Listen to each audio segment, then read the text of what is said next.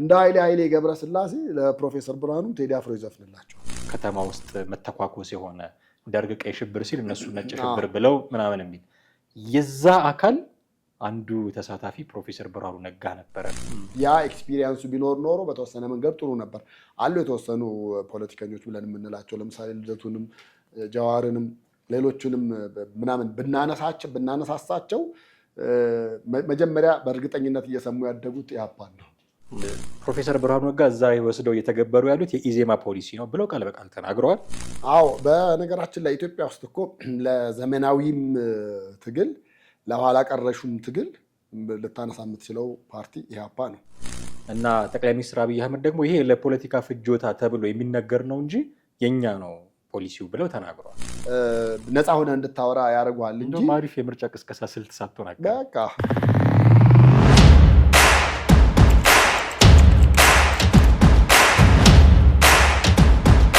ሰላም እንዴት አላችሁ ውድ ቤተሰቦቻችን? በወቅታዊ ፕሮግራማችን ተመልሰናል። ቴዎድሮስ ካሳና ማህደገፋ ነን። በዛሬው ፕሮግራማችን ትኩረት የምናደርገው ፕሮፌሰር ብርሃኑ ነጋ የትምህርት ሚኒስትሩ ማህበራዊ ሚዲያ ላይ ቀርበው አየናቸው። ወቸ ጉድ የሚባል ፖድካስት ላይ ቀርበው አየናቸው።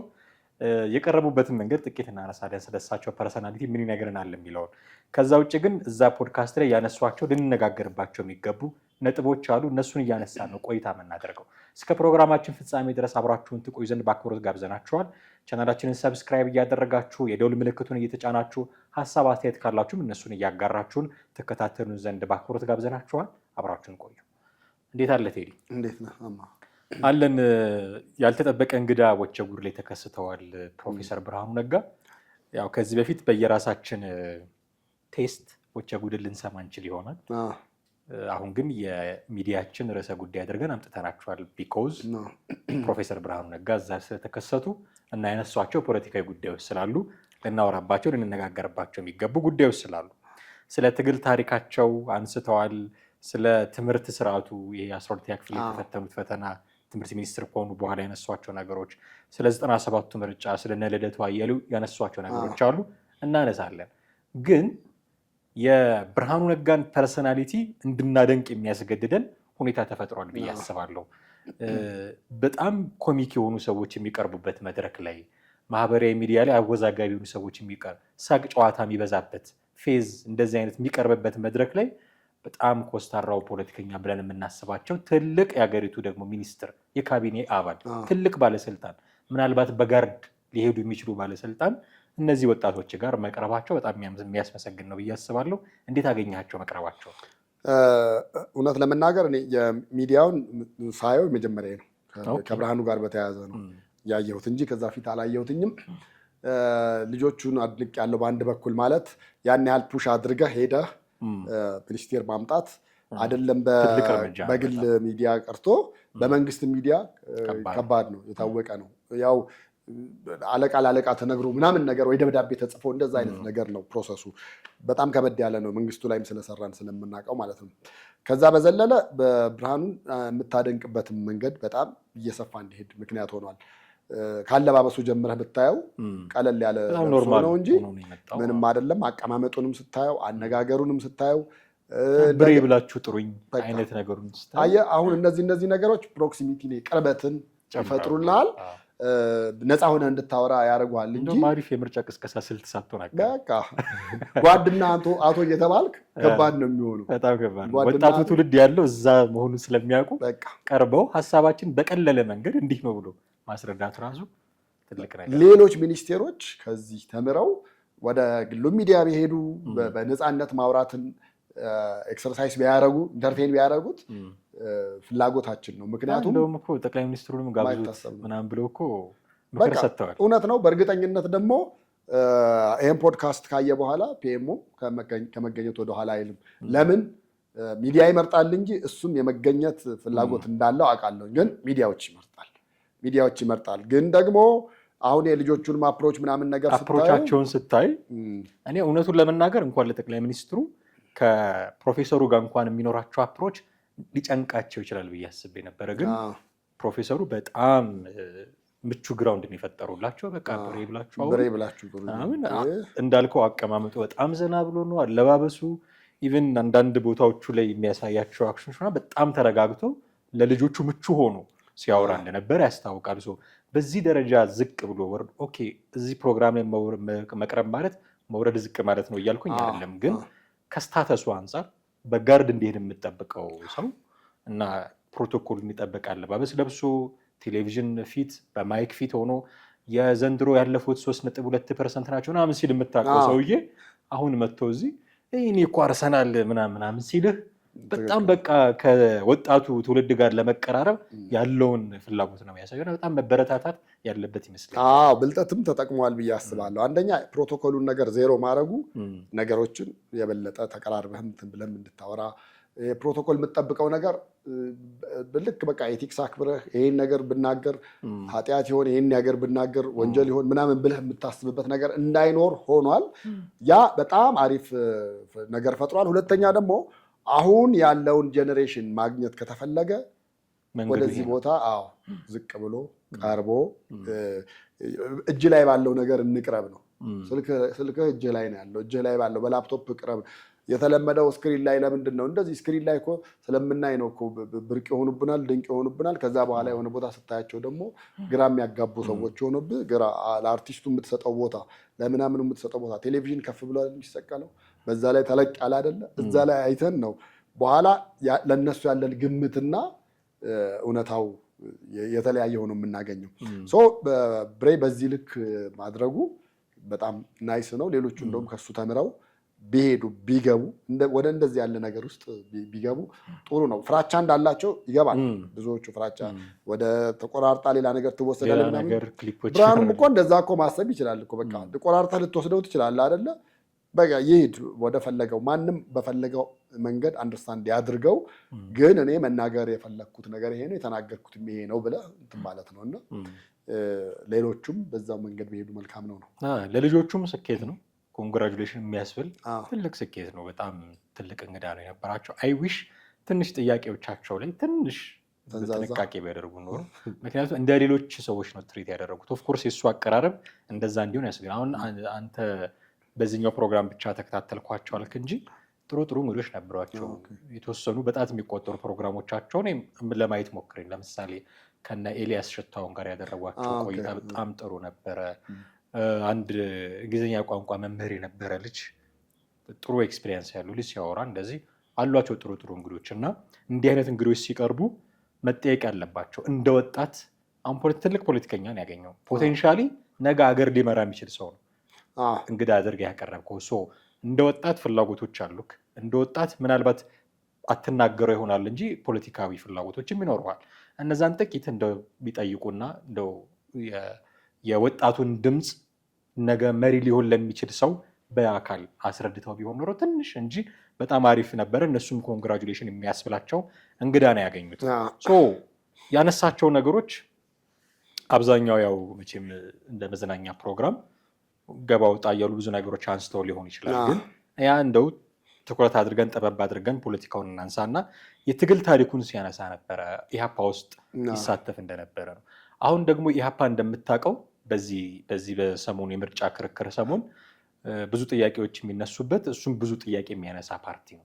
በጣም ደፋር ተናጋሪዎች አሉት። ብዙ ጥያቄዎች ያነሳሉ። እንደምታውቀው ቫይራል የሚሆኑ እንደውም ባለፈው ክርክር ላይ ተባባሪ ፕሮፌሰር ነብዩ ባዬ እና ሚስጥረ ይከራከሩ ነበር እና ሚስጥረና አብርሃም የፓርቲው ፕሬዚደንት እነሱ ነበሩ ኢህአፓን የወከሉት እና እነሱ የሚናገሯቸውን ነገሮች ይሄ ቫይራል ለመሆን የምትናገሩት ነገር ነው እያለ ሲመልስ ነበረ እና በጣም ክርክር ያሉ ሰዎች ናቸው።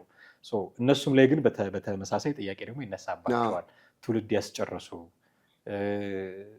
ተቃውሟቸው ከተማ ውስጥ መተኳኮስ የሆነ ደርግ ቀይ ሽብር ሲል እነሱ ነጭ ሽብር ብለው ምናምን የሚል የዛ አካል አንዱ ተሳታፊ ፕሮፌሰር ብርሃኑ ነጋ ነበረ እና እንዲህ የሚል የትግል ታሪኩንም ያነሳ ነበረ። አዎ በነገራችን ላይ ኢትዮጵያ ውስጥ እኮ ለዘመናዊም ትግል ለኋላ ቀረሹም ትግል ልታነሳ የምትችለው ፓርቲ ኢህአፓ ነው። ዘመናዊ ስልህ ስትራክቸሩ ከውጭ የጀመረ ነበረ። እንደገና መሀል ከተማ ሆኖ ደግሞ ከተማውን በሙሉ ያማከለና የያዘ ነበረ። እንደገና ደግሞ ገጠር ውስጥም ነበረ፣ በየቦታው ነበረ። አየህ በየቦታው ስለነበረ ለኢትዮጵያ በነገራችን ላይ ኢህአፓን መቼም የትም ልታጠፋው የምትችለው ፓርቲ አይመስለኝም ሳስበው። እነ ህወሓት መጥተው እየከሰሙ ምናምን ነገር ነው ያሉት። ኢህአፓ ለምንድን ነው በጣም ለረጅም ጊዜ በነበረ የኢትዮጵያ ፖለቲካ ውስጥ ከፍተኛ ሚና የነበረው የሚቃወሙትም የሚደግፉትም አባል የነበሩትም አባል ያልነበሩትም ጠላት የነበሩትም በሙሉ በአንድ ሆነው በአንድ ወይም በሌላ መንገድ የተሳተፉበት ፓርቲ ነው። ለዛ አሁን ለምሳሌ እነ ብርሃኑን ያን ጊዜ እዛ ውስጥ ፓርቲስፔት ባያደረጉ አሁን እኮ አናገኛቸውም ነበረ።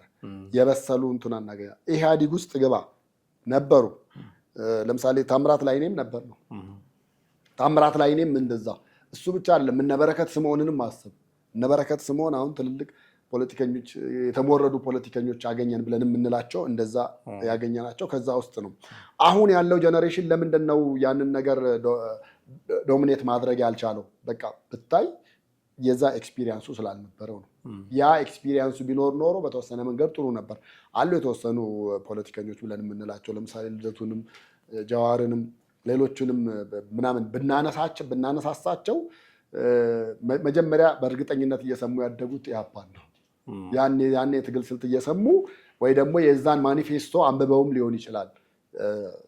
ያው ስኬታማ ያልሆነ ፓርቲ ሆነ እንዳጋጣሚ ሆኖ እሱ ነጭ ሽብር ሲያመጣ ያኛው ቀይ ሽብር አምጥቶ ለብዙ ወጣቶች ዋጋ መከፈል። በነገራችን ላይ እኔ አሁን እሱ ነገር ሲነሳ ሁሌ የማይመቸኝ ነገር ምን ማለት ነው?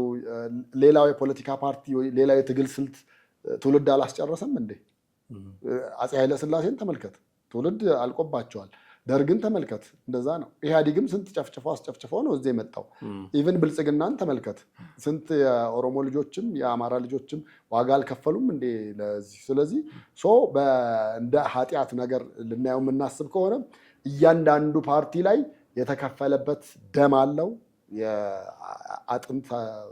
የአጥንትና የደም ክፋይ ነው። የሞተም ትውልድ አለው። በቃ በቁጥር ስላልተጻፈ ምናምን ወይ ደግሞ ያንን ሁሌ እየተወገዘ እየሰማን ለምሳሌ ሁሌ ይሁዳን እያወገዝን ነው የመጣ ነው አይደለም። እንደ ይሁዳ ወደ ምድር ብቅ ብሎ አንድ ቀን ቢናገር ኖሮ እኮ ጌታውን የሸጠ እኮ እያልን እኮ ማናወግዘው ሰው ሊሆን ይችል ይሆናል። በቃ አናቅም ባልነበርንበት ነገር ውስጥ እያለ ነው። እና እነ ብርሃኑንም ስላበረከተ ደስ በቃ ጥሩ እንትን ልናየው ይገባል ብዬ ነው የማስበው። በዚህ ደረጃ የትግል ታሪኩ ከኢህአፓ የሚመዘዝ ሰው ነው። በጣም አነጋጋሪ ከነበሩት ጉዳዮች መካከል በፖለቲካው መድረክ ላይ ኢቨን ጠቅላይ ሚኒስትር አብይ አህመድ ራሳቸው አስተያየት እስኪሰጡበት ድረስ ያደረሰው የትምህርት ስርዓቱ ነው። አሁን ትምህርት ሚኒስቴር ሆነው እያስተዳደሩ ያሉት እሳቸው ናቸው፣ ፕሮፌሰር ብርሃኑ ነጋና አሁን የፓርቲው የኢዜማ መሪ ሆነው የተመረጡት አይ ቲንክ ኢዮብ ካልሆነ ስማቸው ካልተሳሳትኩኝ ፕሮፌሰር ብርሃኑ ነጋ እዛ ወስደው እየተገበሩ ያሉት የኢዜማ ፖሊሲ ነው ብለው ቃል በቃል ተናግረዋል። እና ጠቅላይ ሚኒስትር አብይ አህመድ ደግሞ ይሄ ለፖለቲካ ፍጆታ ተብሎ የሚነገር ነው እንጂ የኛ ነው ፖሊሲው ብለው ተናግረዋል። ይሄ ክርክር የፕሮፌሰር ብርሃኑ ነጋን ምላሽ የሚፈልግ ነው እና እሳቸው ስለ ትምህርት ስርዓቱ ተናግረዋል። ስለ 12ኛ ክፍል ውጤትም አብሮ ሲጠየቁ የተናገሩት ነገር ነው እና እዛ ላይ ያሉትን ነገር እናንሳ ብዬ 100% እኔ ተናገር ብለህ ብትለኝ የኢዜማ ነው እዛ የተወስዶ የተደረገ። እኔ ፕሮፌሰር ብርሃኑ ይሄን ከመናገራቸው በፊትም እዛ ያሉ ልጆች የነሱ ማኒፌስቶ ያሳዩን ነገር ነበር። ባለፈው ምርጫ በነበረ ጊዜ ያየነው ነገር ነበረ። ይኸውልህ እንደው ኢዜማን ፕሮሞት ማድረግ እንዳይሆንብኝ እንጂ ኢዜማ ሲነሳ ምን መሰለ ማድረግ አለብን። ምን መሰለ ይዞ የተነሳው ፕሮፌሰሩም አሁንም ተናግረዋል። እኛ በሀገሪቱ ዋነኛ ችግር የሆኑት ነገሮች የትኞቹ ዘርፎች ናቸው? በነዛ ዘርፎች ላይስ በምንድን ነው ማድረግ ያለብን ብለን መጣን አሉ። እንግዲህ ፕሮፌሰሩን የምናውቃቸው በኢኮኖሚስትነታቸው ነው። ኢኮኖሚስቶች ሰበሰብን አሉ ስለ ሀገሪቱ ኢኮኖሚ። አሶሴሽንም ስላላቸው ብዙ አልተቸገሩም በዛ ረገድ። ሁለተኛ የትምህርቱ ዘርፍ አዩት። በነገራችን ላይ ምንም የተጨመረ የለም ምናምን ብለው የተናገሩት ነገር የቀየርነው ነገር የለም። ስርቆሽን ያስቆምነው ነው። ስርቆሽን ያስቆምነው በቃ ዳት ይዚ በአንድ በኩል ስታየው ትክክል ነው። ለምን መሰለም የፈተና በነበረ ጊዜ አይሰረቅም፣ በጣም ይሰረቅ ነበረ። አንዱን ብሔር ከፍ ለማድረግ ምናምን ታስቦ ያን እኮ በጣም በቀላሉ የምታየው ከለውጡ በፊት በነበሩት አመታት ውስጥ ጃዋር እኮ እዛ ውጭ ሀገር ተቀምጦ እኮ እዚህ ያሰርቅ ነበር። በቃ በደንብ ያሰርቅ ነበር። እጁ ረጅም ነበር። እና እዚህ ያሉት እንዴት አድርገው ነው የማያደርጉት? ጃዋር ከብርሃንና ሰላም እኮ ይሄ እንዲህ ተሰርቆ እኮ ገንዘብ ተካፍሎ እኮ ፈተናው ቀድሞ ሶሻል ሚዲያ ላይ እንዲበተን ይሆናል።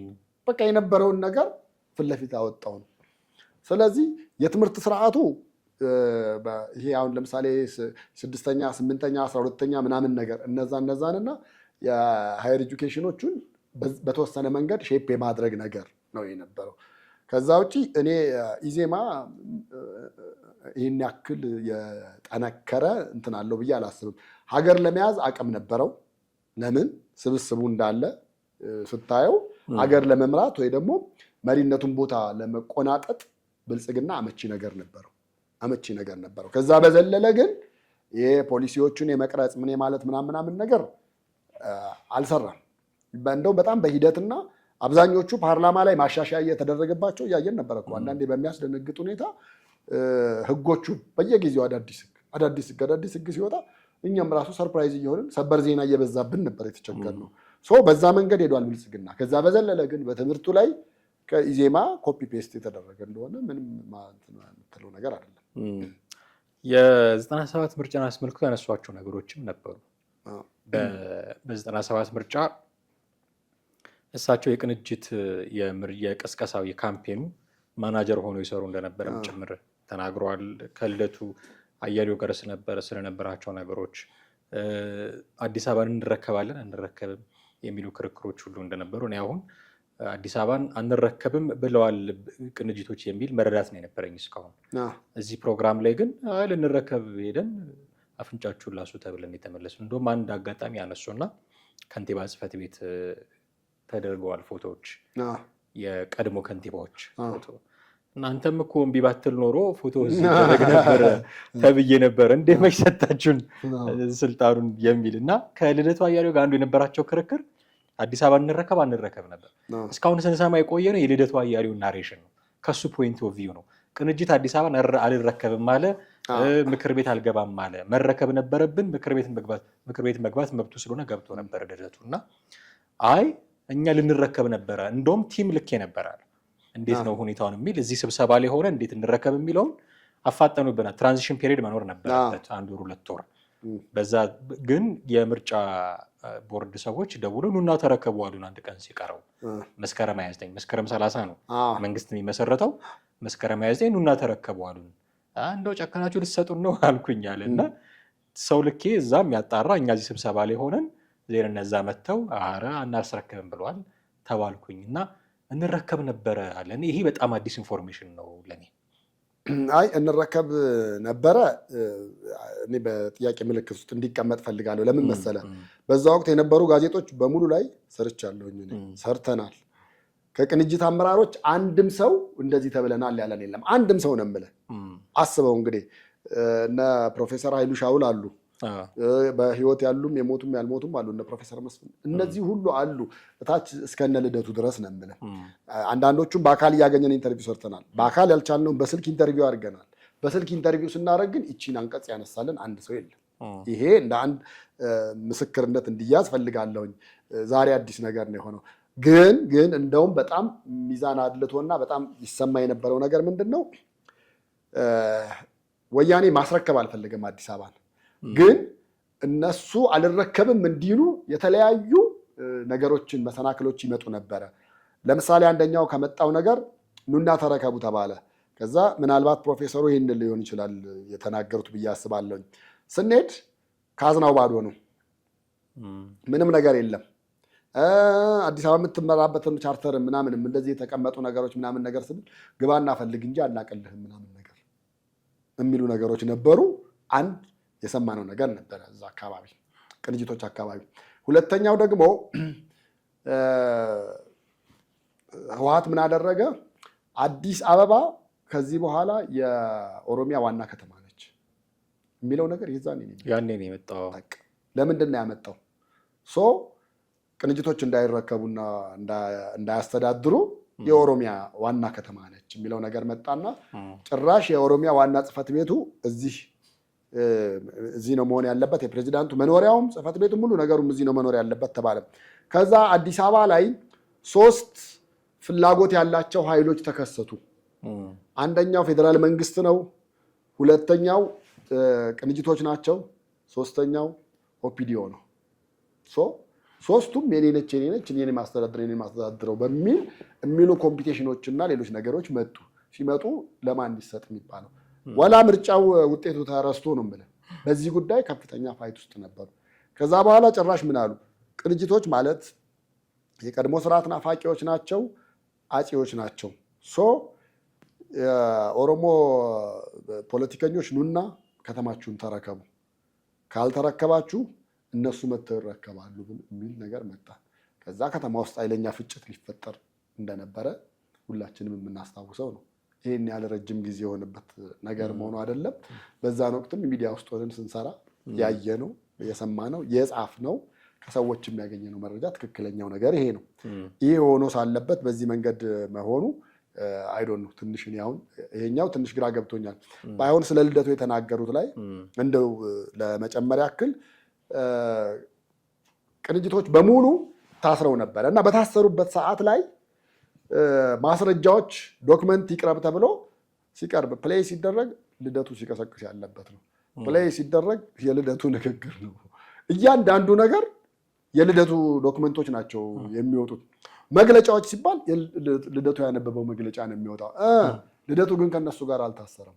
እንደውም ነፍሳቸውን ይማርና እነ ፕሮፌሰር መስፍን ነበረ የታሰሩት እና እንደ ቀልድም ቢሆን አንድ የሚነገር ነገር ነበረ እና ያው እዚህ ጋር ሳይነሳ መታለፍ የለበትም ብዬ ስለማስብ ነው።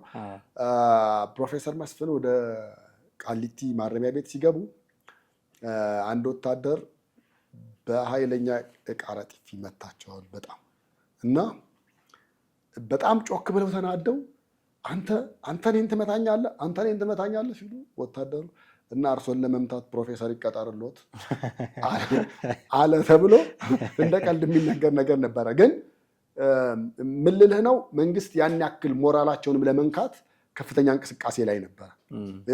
ሞራል የሚነኩ በጣም እዚህ ግባ ማትላቸው ነገሮች ቀርበውባቸው ነበረ። ከዛ ሁሉ የመጨረሻ ነገር የሚገርመን አንድ ነገር ምንድን ነው፣ ልደቱ ክስ ውስጥ አልነበረም። ቅድምም ስናወራው ነበረ ከአንተ ጋር ታስታውስ እንደሆነ ልደቱ የቁም እስረኛ ተብሎ ነበር ነው። ልደቱ የቁም እስረኛ የሆነበትን ሁኔታ ደግሞ ሰዎች በጥርጣሬ ያዩት ነበር። በጥርጣሬ ያዩት ስለነበረ ክትትል የሚያደርጉ አካላት በሚዲያውም በምኑ ምናምን የተሄደበት መንገድ ነበረ። እንደውም መጨረሻው ምን ሆኖ ተገኘ መሰለ፣ ልደቱ ቢሮ ውስጥ የቁም እስረኛ ተብሏል አይደል? አዎ፣ ቢሮ ይጠበቃል፣ ማንም አይገባም አይወጣም። ከሆቴል ምግብ ይመጣለት ነበር ነው ለልደቱ። ከ4 ስታር ከ5 ስታር ሆቴሎች ምግቦች ይመጡለት ነበር ለልደቱ። ስልክ እዛ ባሉት የደህንነት አካላት ፈቃድ ልደቱ ከፈለገው ጋር እየተደዋወለ ማውራት እንዲችል ሆኖ ነበረ። ስልኩ በማይጣል አንዳንድ ሰዎችም መጥተው እንዲያነጋግሯቸው ተብሎ ልደቱ የፈለገው ሰው ራሱ ያናግረው ነበር። በሌላም በኩል ደግሞ ለምሳሌ ቅንጅቶች ሙሉ ለሙሉ ቃሊቲ ከገቡ በኋላ እነዚህ የሀገር ሽማግሌዎች የሚባሉት እንደገና ደግሞ ነን ገቨርንመንታል ኦርጋናይዜሽኖች ሆነው በበጎ ስራቸው የሚታወቁ እነሱ ነገሮችን ወደ እርቅ ለማምጣት በሚያነጋግሩ ጊዜ አቶ ልደቱ ግን የታሰሩት ቢሮቸው ነው እና ሄዳችሁ ቢሮቸው አነጋግሯቸው ተብሎ ሲባል ድራማ በሚመስል መልኩ የልደቱን ቢሮ በተወሰነ መንገድ መስቀልቀል ተደርጎ ከዛ በኋላ ሲያነጋግሯቸው ልደቱ እኛ ሰላም እንፈልጋለን አለ። ከፕሮግራሙ ማብቂያ በኋላ ከሁሉ ነገር ማብቂያ በኋላ ግን ልደቱን አገኘነው እና ጠየቅነው። ስንጠይቀው አንድ ነገር ነገረን። መጨረሻ 4 ኪሎ የአዲስ አበባ ይሄ ሁሉ ድምፅ ካገኘን ለምን በኃይል አንገባም የሚል ከነ ፕሮፌሰር ከነ ኢንጂነር ግፊት መጥቶ ነበር አለ። ምንድነው ግፊት የመጣው ብለን ስንለው እዚህ ያለውን ወጣት ለምን ሆ ብለን ይዘን ቤተመንግስት ሰብረን አንገባም? ቤተመንግስት ሰብረን፣ ሬዲዮ ጣቢያ ሰብረን፣ ቴሌቪዥን ጣቢያ ሰብረን ብንገባ ቢያንስ እንኳን አዲስ አበባ ውስጥ እንደው ግማሽ ሚሊዮን ወጣት አለ ብለን ብንል 500,000 ማለት ነው አለ ብለን ብንል 5,000 10,000 ቢሞት ነው ሬዲዮ ጣቢያውንም ያንንም ለመቆጣጠርና መሳሪያ ለመንጠቅ ከዛ በኋላ ወተን መግለጫ መስጠት ነው።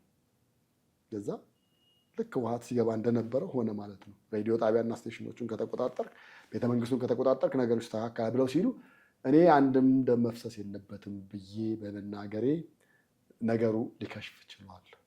ያንን ያልተቀበልኩት እና በጣም እንደ ሚስጥር አድርጎ ይዞት የነበረውን ነገር ነው የነገረን እና ያን ነው እንግዲህ እኛ ከፕሮፌሰር ጋር በነበረው ነገር የልደቱ ነገር ሊታወቅ የሚችለው ይሄ ነው፣ ከምርጫው ጋር በተያያዘ ማለት ነው። የልደቱ ጉዳይ ሲነሳ ለምሳሌ ፍርድ ቤት ቀረቡ የተባሉት ማስረጃዎች በጠቅላላ ልደቱ ያደረጋቸው ናቸው።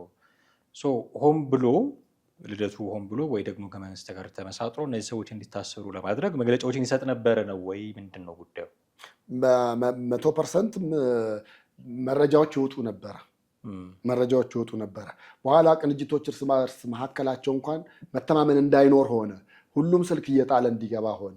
እንደዛም ሆኖ ግን ስልኩንም ውጭ ቢጣልም መረጃዎች መውጣታቸው አልቀረም። ስክሪፕቶ ተይዛ ነበረ። ያቺ ስክሪፕቶ ከውጭ የመጣች ነች። መንግስት ለዚህ ፐርፐዝ ብቻ የገዛት ነች ነው። እላዩ ላይ ካሜራ የተገጠመላት ድምፅ ያላት እዚህ ላይ ሰክቼ ብቻ ፊት ለፊት እነማን እንዳሉት ይቀረጻል መስሉ እንትኑም ያንን ህወሓት አምጥቶ ለልደቱ ሰጥቶት ነበር ነው።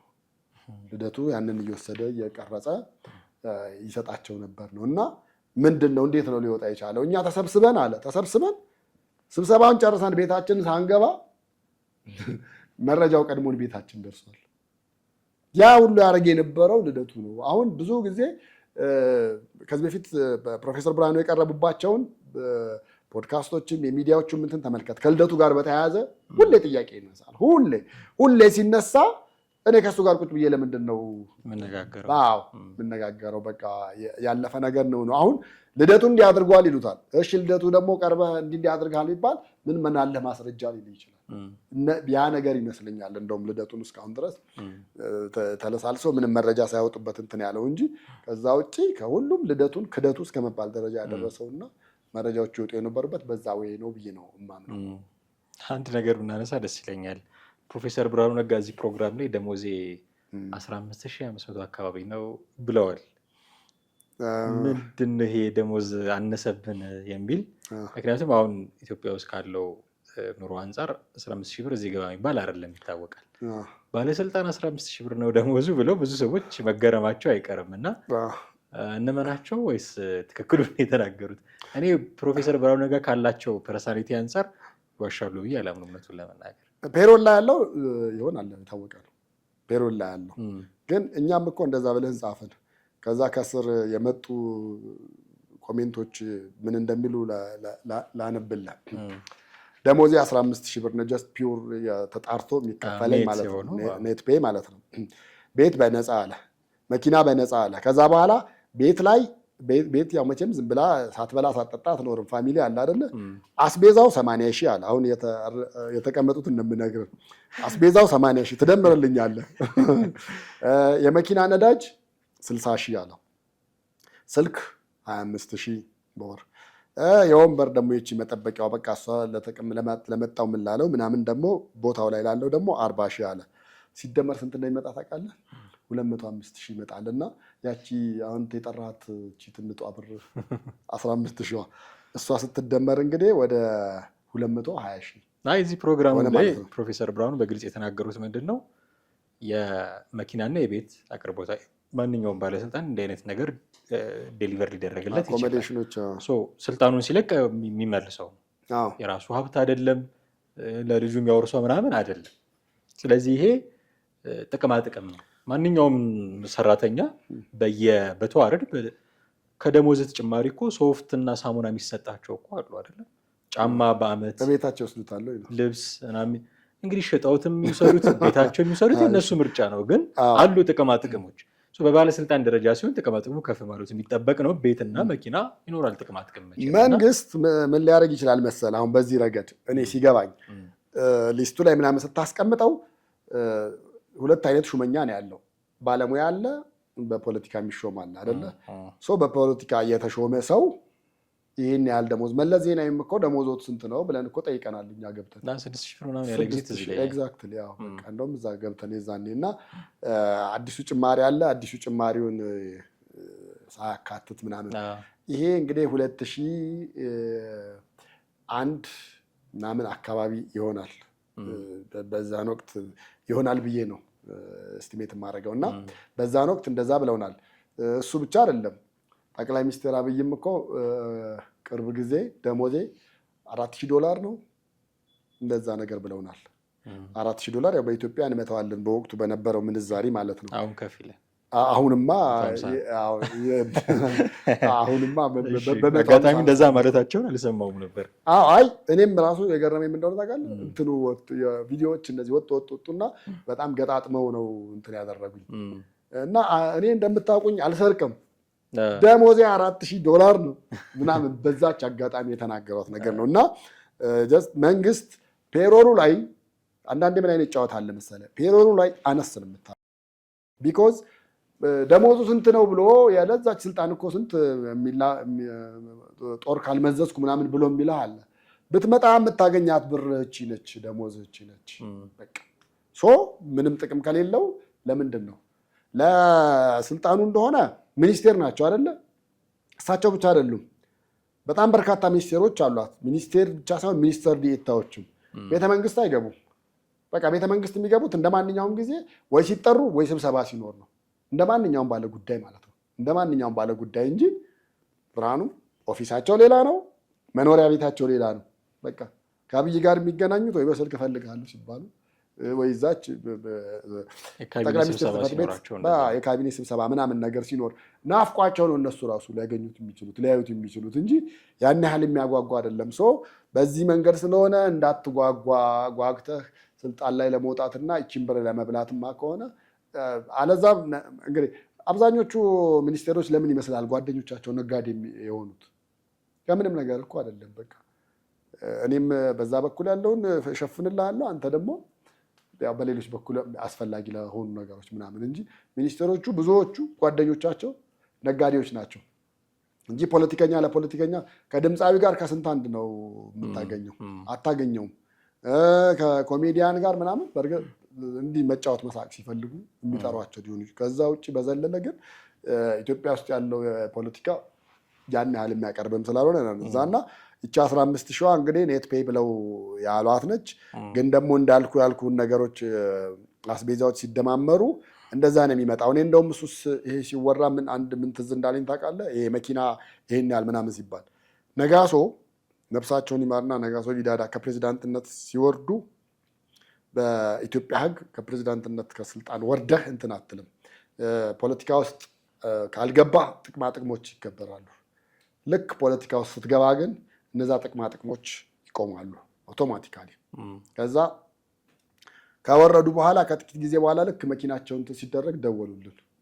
ምንድን ነው ብለን ስንጠይቃቸው ምን ሆኑ ዶክተር ምናምን ስንላቸው አይ መኪናዎቼ ቤተመንግስት ገብተው ነበር የሚቀዱት ነዳጅ ዲፖ አለ ቤተመንግስት ውስጥ፣ እዛ ሄደው በነፃ ቀርተው ነው የሚመጡት። ያው ታርጋቸው ብቻ ተመዝግበው ቀርተው ነው የሚወጡት። ምንድን ነው ሲባል አይ አትቀዳም ተባልኩ። ለምን? ከፖለቲከኞች ጋር መገናኘት ጀምረሃል ተብሎ። ገና መገናኘት ጀምረዋል። ነገ ልገባ በሚቀጥለውስ ከእነሱ ጋር መሰብሰባቸው ሲታወቅ ደግሞ የተሰጡኝን መኪኖች ታገደ ሙሉ ለሙሉ። በስንተኛው ቀን ከእነሱ ጋር ቁጭ ብዬ መግለጫ ስሰጥ ደግሞ ቤቴም እንዳለ ተወሰደ እና ያው ዕቃ አስጭኜ ዘመድ ጋር ልገባ እየሄድኩ ነው ምናምን። አየህ ይሄ ነው ያለው እና ያ ነገር እንዳያጓጓቸውና ድጋሚ ፖለቲካ ውስጥ ኢንቮልቭ እንዳያደርጉ ስለሚፈለግ ነው የወጣችው ታሪፏ እንጂ ጥቅማ ጥቅሟ ስታይ ከዛ በላይ ደምረህ የምታገኘው ነው። ያው በካሽ የሚያገኙት ነገር ላይሆን ይችላል። እንዳልከው ነዳጅ ለመኪናቸው ነዳጅ እንደሌላው ሰው ተሰልፈው አይቀዱም። ነዳጁ ሊቀዳላቸው ይችላል። ስራ ስለሆነ ስራ ማስኬጃ ስልክ ካርድም ካስፈለጋቸው በገንዘብ ላይ በዛ ደረጃ ገንዘብ የሚያጓጓቸው ሰው ናቸው ብዬ አላስብም። ካላቸው የቤተሰባቸው ባክግራውንድ ጭምር። ፕሮፌሰር ብርሃኑ ነጋ አንድ ነገር ብቻ አንስተን እናብቃ። ከሰሞኑ የቴዲ አፍሮ ትኩረት ጋር ምናልባት ሊገናኝ ይችላል። የቴዲ አፍሮ በጣም አድናቂ መሆናቸው በጣም እንደውም ኢዜማ ወደ ኢትዮጵያ አዲስ አበባ የገባ ጊዜ ኢትዮጵያ በሚለው ዘፈን በጣም ሲጨፍሩ አይተናቸዋል። ሲደንሱ ሲጨፍሩ በስሜት ተውጠው አብረው ግጥሞችን ሁሉ ሲሉ ተሰምተው ነበር እና ማን ነው ኢትዮጵያ ውስጥ የሚያደንቁት ዘፋኝ ሲባሉ ቁጥር አንድ የጠሩት ቴዲ አፍሮ ነው። ካልተሳሳትኩኝ ኤርሚያስ ለገሰ ይመስለኛል የሰሞኑን የቴዲ አፍሮ አልበምን አስመልክቶ ሀሳብ ሲሰጥ ቴዲ አፍሮ ሲፋቅ ፕሮፌሰር ብርሃኑ ነጋ ነው ብሎ ተናግሮ ነበር እና አሁን ወቸ ጉርሌ ደግሞ እሳቸው መጥተው የቴዲ አድናቂ ነኝ አሉ እና የሁለቱ ሰዎች ነገር እንዴት ነው ታየው? የፖለቲካ አቋማቸው ተመሳሳይ ነው። ኦፍ ኮርስ ለዛ ነው በቃ አንደኛ እሱ ነው። በኢትዮጵያዊነት ላይ ያላቸው ስሜት ተመሳሳይ ነው። የድሮ ስርዓት ናፋቂ የሚባለው አይነት ነገር ላይ ሁለቱም ናፋቂ ናቸው፣ ይወዳሉ። የበፊቱን ነገር በጣም አፕሪሺየት ያደርጋሉ። አገራቸው ውስጥ ባለው ነገር ላይ ለውጥን ይፈልጋሉ፣ ይናፍቃሉ። በእነዚህ ነገሮች አንድ የሚያቀራርባቸው እና ወደ አንድ የሚያመጣቸው ነው ብዬ አስባለሁኝ። በሌላ መልኩም ግን ምን አለ፣ በነገራችን ላይ በጣም አሪፉ ፖለቲሻን መሆን ከፈለክ ወጣቱ የሚወደውን መውደድ ነው። እርግጠኛ ነኝ ከኦሮሞስ ተብሎ ቢባሉ ደግሞ አጫሉ ሊሉ እንደሚችሉ በእርግጠኝነት በቃ የኦሮሞ ወጣት የሚወደውን ታክቲክ ነች። አዎ፣ ስለዚህ እቺ ቴክኒክና ታክቲኳን እሷን አልፈህ ነው ወደ አንድ መስመር መሄድ የምትችለው። አጫሉ በሌላ በኩል እኮ ማን ነው እንትና ጃዋር በሌላ በኩል የተጠላበት ዋናው ምክንያት እኮ ምንድን ነበር? ለቴዲ ካለው አመለካከት ነበር። በቃ በጣም የቴዲ አድናቂ፣ የቴዲ ወዳጅ፣ የቴዲ ፋን የሆነ በሙሉ ጃዋርን ትወደዋለህ ብትለው በምንም ተአምር በምንም ከሰይጣን ጋር አመሳስሎ ሊስልል ይችላል ጃዋርን። ዛትዚ ታያ እቺ አካሄዷ አገባቧ በዚህ መንገድ ነው የሄዱት የገቡት ምናምን ነገር ነው ብዬ የማስበው እንጂ ከዛ የዘለለ አይደለም። አቶ መለስ አንዳንዴ እንዲህ ሲስተማቲክ በሆነ መንገድ እንትን ያደርጉ ነበር። ለምሳሌ የጥላሁን ገሰሰ ነገር ምናምን ሲነሳባቸው እንዴት ነው ማን ሙዚቃ ያዳምጣል? መሐሙድን፣ ጥላሁንን ምናምን ነገር ብለው ጭንቅላታቸውን እየነቀነቁ እንደሚወዱ በረሃ ያሉ እንደሚያዳምጡ እዚህ ከመጡም በኋላ እንደሚያዳምጡ ነገሩ። ግን መሀል ከተማ ሲገቡ መጀመሪያ ብቀላቸውን የጀመሩት በእነዚህ ድምፃውያን ነበር። እነሱ አይደሉ ወይ ድንበር ድረስ መጥተው አጥንት የሚከስከስ ደም የሚፍሰስላ እያሉ በደርግ እንትን የደርግን ሚሊቴሪ ለብሰው እንደዚህ እጃቸውን እየነቀነቁ ጦርነት እንዲዘመትብን ያደረጉ እነሱ አይደሉም ወይ ብለው በጣም የበቀል እርምጃቸውን ያደረሱ መጀመሪያ እነሱ ላይ ነው። ከዛ በኋላ ግን ሲያዩት አንደኛ ተገደው ነው። ሳስበው ምንድነው ማርያም ተማልዳለች አለ እንደተባለው ፕሮቴስታንት ተከታይ እንደዛ የማትተወውም ይሆንባል የማትይዘውም ነገር ይሆንባል። እና እያየህ ግን ምን ችግር አለ? በቃ አሁን ተሸናፊ ናቸው፣ በእጃችን ናቸው፣ ምንም አያመጡም፣ እንያዛቸው ምናምን ነገር። ምናልባት እኮ ነገ ጧት እኮ ፕሮፌሰር ብርሃኑ ጠቅላይ ሚኒስቴር ቢሆን እና አመራሩ ጥሩ ባይሆን ቴዲ አፍሮ እሱ ላይ ከመስፈን ወደኋላ ይመለሳል ማለት አትችልም። በቃ ከያኒ አንደኛው ብቃቱም ጥሩ ነገሩን ብለህ የምትለው የአቋም አለመዋዠቅ ስለሆነ እንደዛ ራሱ ይዘፍንባቸዋል ብዬ አስባለሁ። በጣም አሪፍ ሰው ከሆኑ ደግሞ እንደ ኃይሌ ገብረስላሴ ለፕሮፌሰር ብርሃኑ ቴዲ አፍሮ ይዘፍንላቸዋል። ይሄን ነው የምንጠብቀው። ፓርቲያቸውም የምርጫ ቅስቀሳ ሲያደርግ በቴዲ አፍሮ ዘፈን ነው። እንደውም የእሱን ፖስተር ይዘው አለመዞራቸው ያ ነው። የሆነ ሆኖ እዚህ ፖድካስት ላይ ቀረው በጣም አዝናኝም እና ደግሞ እንዲህ ትኩረት የሚስብ ጉዳዮችንም አንስተዋል። በጣም መበረታታት ያለበት ነው እንዳሉት ጠቅላይ ሚኒስትሩንም ጋብዙት እንዳሉት ጠቅላይ ሚኒስትሩም ኖት ነሰሰርሊ ወቸ ጉርሌ ላይሆን ይችላል፣ ግን እንዲህ ለቀቅ ብለው የሚያወሩበት ፐርሰናል ላይፋቸውን የምናውቅበት ተዝናኖታቸውን እያየን የምናውቅበት መንገድ ቢፈጠር ለእነሱም ጥሩ ነው። ወጣቱን ትውልድ በደንብ አፕሮች ያደርጉታል። ግን ፕሮፌሰር ብርሃኑ ነጋ የጀመሩት መንገድ በጣም አንድ ጊዜ አይቻለው። ብርቱካን ሚደቅሳ የመመለስ የሚለው መጽሐፍ መውጣት ተከትሎ እርግጠኛ አይደለሁም ሳቅ ሴንትራል ምናምን እንደዚህ የሚል ፖድካስት ላይ ቀርባ በደንብ ተዝናንተን እዛ ላይ እሷም ልደቱን መቆር አድርጋ ነበረ በአንዳንድ ምክንያቶች።